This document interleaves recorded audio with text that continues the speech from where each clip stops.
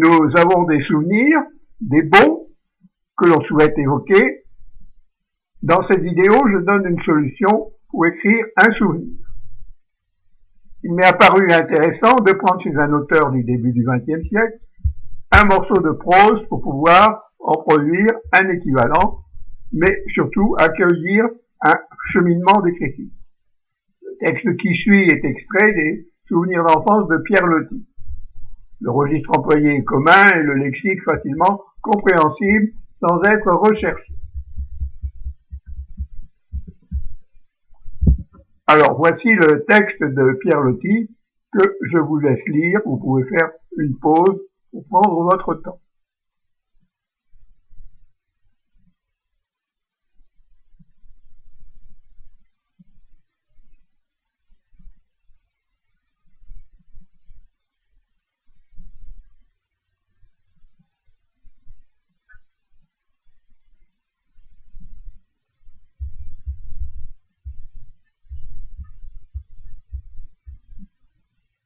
Vous le voyez, le texte est assez simple de compréhension et il coule assez facilement.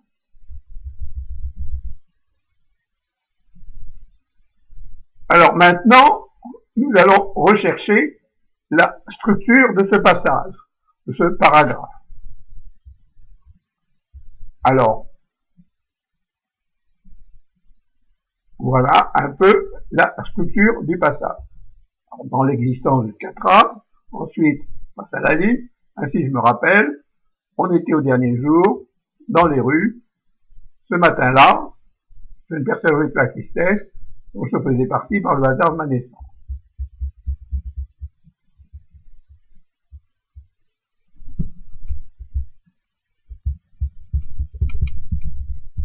Alors maintenant, on peut procéder au sous-titrage des sous-paragraphes.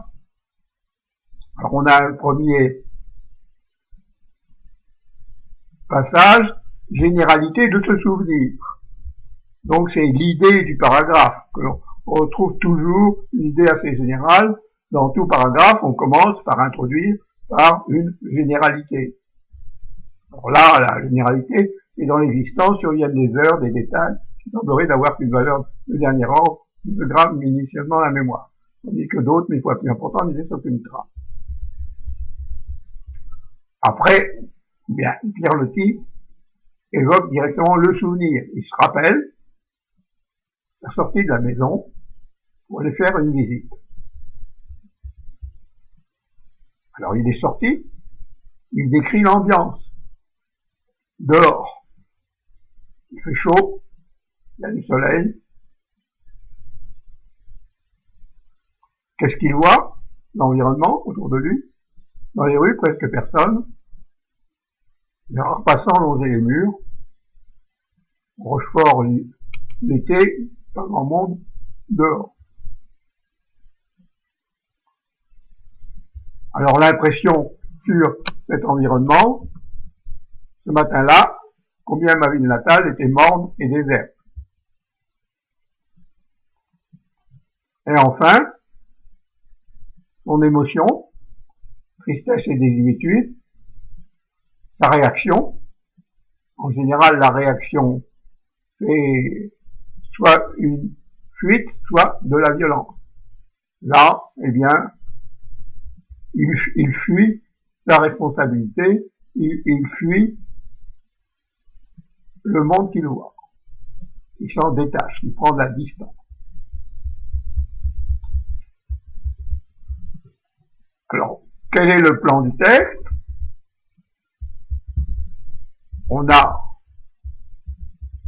trois parties, une généralité sur les types de souvenirs, mais ça pourrait être une généralité sur autre chose, le déroulé du souvenir, le sentiment, l'expression du sentiment, et la réaction correspondante.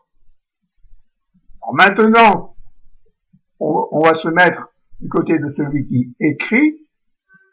Vous, comment est-ce que vous allez faire pour écrire votre souvenir? Donc, vous allez écrire votre souvenir, je me rappelle que, ensuite vous allez écrire votre impression, Et en troisième, vous allez rechercher la généralité pour introduire le paragraphe. C'est-à-dire qu'une fois que vous avez écrit votre souvenir et l'impression, que vous allez trouver quelque chose pour introduire le paragraphe. Une généralité sur ce que vous avez écrit auparavant. Vous ne pouvez pas faire de généralité dès le départ et en faire découler un souvenir. Non, c'est pas logique. Vous écrivez votre souvenir, vous écrivez votre impression, et après ça, vous en tirez un aspect général.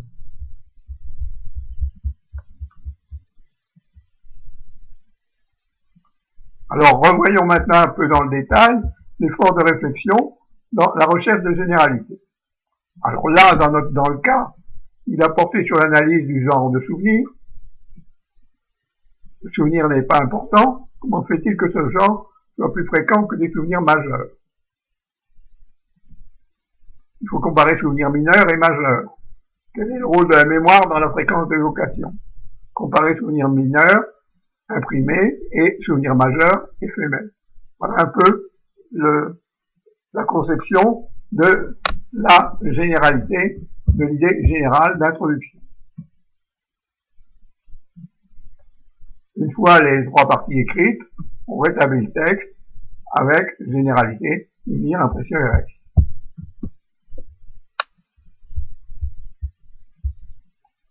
Alors, vous voyez maintenant, vous avez la démarche d'écriture, le processus d'écriture qui est bien établi. Il y a le souvenir, quoi, ce que vous faites, quand, est-ce que ça a lieu, et dans quel but. Ensuite, vous avez l'ambiance, saison, lumière, chaleur. Ensuite, l'environnement. Ensuite, impression sur l'environnement. Et enfin, réaction, distance ou rapprochement. Et, en finale, la recherche d'introduction générale.